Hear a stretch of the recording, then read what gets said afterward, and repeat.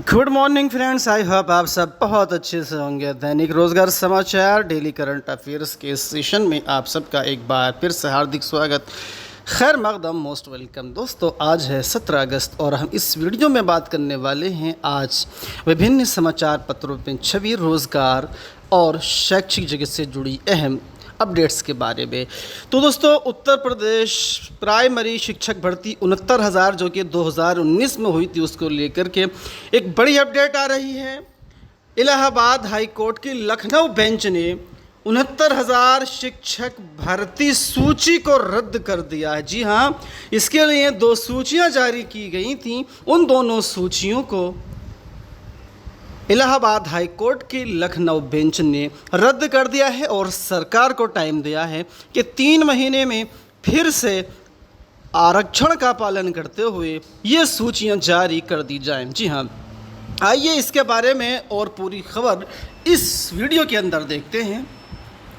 69,000 शिक्षक भर्ती में हाई कोर्ट का आदेश, शिक्षक भर्ती सूची नए सिरे से बनेगी।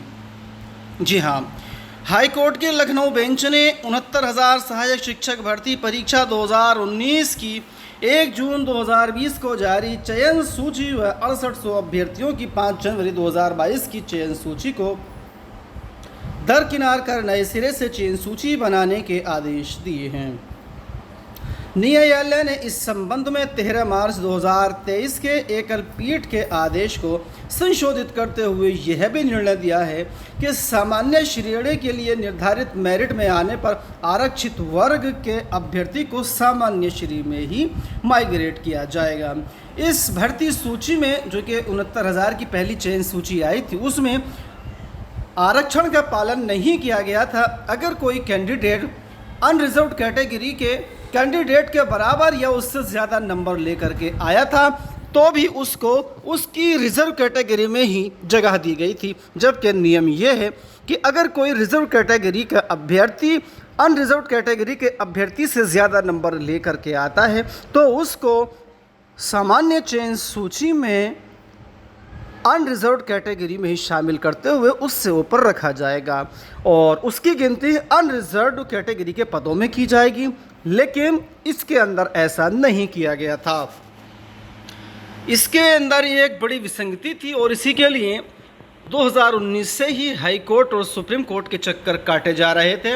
न्यायालय ने यह भी कहा है कि हमारे द्वारा दिए गए निर्देशों के अनुसार दिए जाने वाले ऊर्ध्वाधर आरक्षण का लाभ क्षैतिज आरक्षक को भी देना होगा। इसके साथ ही न्यायालय ने इसी भर्ती परीक्षा के क्रम में आरक्षित वर्ग के अतिरिक्त 6800 अभ्यर्थियों की वह 5 जनवरी 2022 की चयन सूची को खारिज करने के एकल पीठ के निर्णय में कोई हस्तक्षेप न करते हुए 3 माह में नई सूची जारी करने की कार्रवाई पूरी कर लेने को कहा है। न्यायालय ने यह भी निर्देश दिया है कि नई सूची तैयार करने के दौरान यदि वर्तमान में कार्यरत कोई अभ्यर्थी कोई शिक्षक प्रभावित होता है तो उसे सत्र का लाभ दिया जाए ताकि छात्रों की पढ़ाई पर असर न पड़े।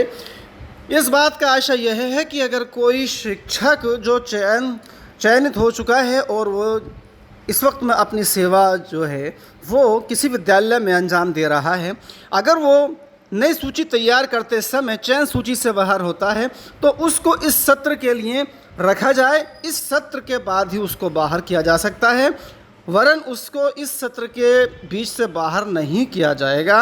और जब ये नई चयन सूची बनाई जाएगी तो उम्मीद है यहाँ पर कि बहुत सारे हमारे शिक्षक साथी जो कि अपनी सेवाएं किसी विद्यालय में दे रहे हैं वो बाहर हो सकते हैं। ये उत्तर प्रदेश की सरकार है, यहाँ पर अगर पहले से कोई भर्ती हो चुकी है तो उस पर कब संकट के बादल आ जाएं कुछ नहीं कहा जा सकता। और नई भर्ती का तो अता पता है ही नहीं। नई भर्ती अगर होगी तो पहले उसका प्रश्न पत्र लीक, फिर हाई कोर्ट के चक्कर, तब कहीं जाकर के सालों में वो भर्ती जो है वो अपने अंजाम तक पहुंचती है।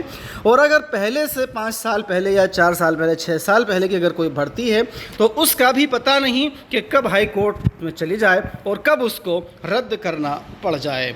तो ये जो है 69,000 शिक्षक भर्ती को लेकर के एक बड़ी अपडेट थी।